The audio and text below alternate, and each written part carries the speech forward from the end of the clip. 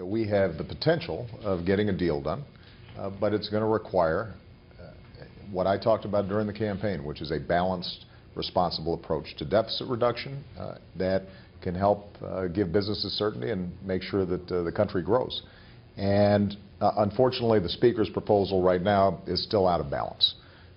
He talks, for example, about $800 billion worth of revenues, but he says he's going to do that by lowering rates. And when you look at the math, it doesn't work. And so what I've said is that I am prepared to work with the Speaker and Democrats and Republicans to go after excessive health care costs in our federal health care system. We're going to have to strengthen those systems, and I think we can do that without hurting seniors, without hurting beneficiaries. I think that there's probably more cuts that we can squeeze out, although we've already made over $1 trillion worth of spending cuts.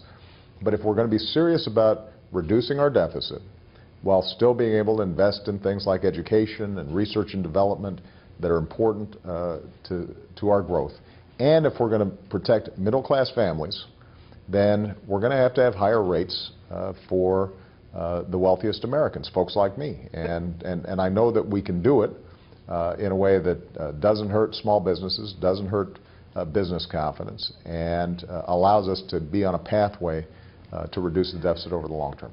The issue right now that's relevant is the acknowledgement that if we're going to raise revenues that are sufficient to balance with the very tough cuts that we've already made and the further reforms and entitlements that I'm prepared to make, that we're going to have to see the rates on the top 2% go up. And we're not going to be able to get a deal without it. And understand, Juliana, the reason for that. It's not me being stubborn. It's not me being partisan. It's just a matter of math.